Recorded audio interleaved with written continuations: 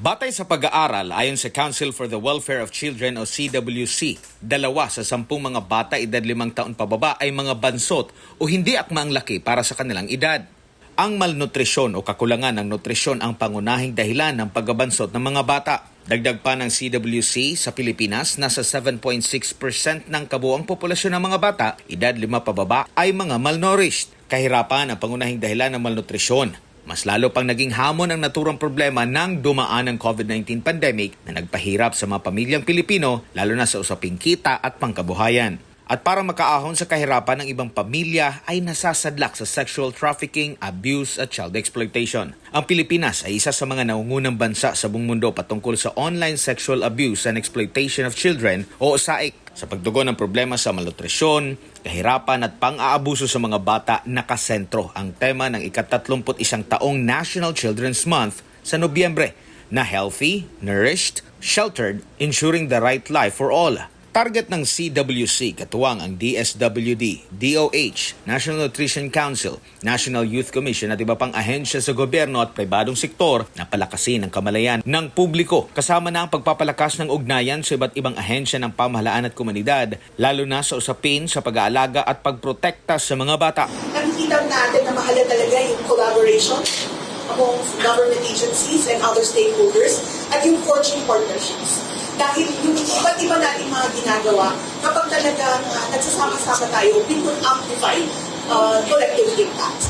Ang gobyerno po ay marami ng ginagawa, kaya lang, of course, ang private sector marami pong ginagawa, kaya lang, we have to accept that we cannot work in silos. Kaya it's important to have partnerships, to have collaborations, because the government with all its financial and manpower strength cannot do everything. Kaya yung sinasabi ni Asek Irene kanina, it's not just a whole of government approach, but it's even a whole of nation or society approach. Sa panig ng National Nutrition Council, sinabi ni Jovita Raval, isang nutrition officer, na dapat matiyak ng 4 sa 8 food groups ay makain ng mga bata para matiyak ang kasapatan ng sustansya sa kanilang pangangatawan.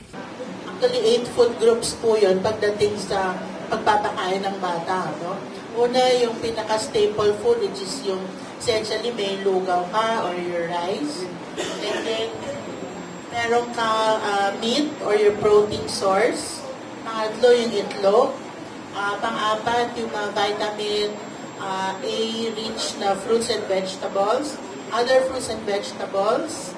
Nuts and legumes. Marami yun. And breastfeeding. And then milk and dairy. So, those 8 food groups. So, dapat, para makuha ng batang lahat ng sustansya, dapat 4 or more of these food groups. Plus breastfeeding. Sa pag-obserba sa National Children's Month, sa susunod na buwan, iba't ibang mga aktibidad na ang nakalinyang gagawin ng pamahalaan. Kagaya na lamang ng pagbibigay ng libreng admission sa mga bata sa mga piling museo sa bansa.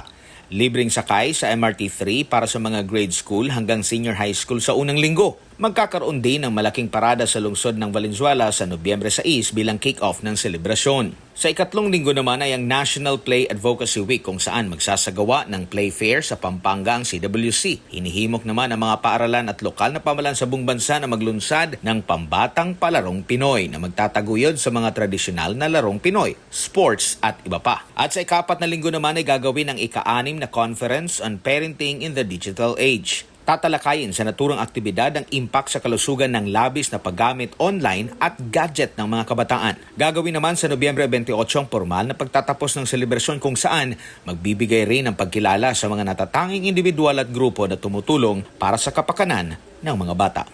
Para sa Diyos at sa Pilipinas kong mahal, Admar Vilando, SMNI News.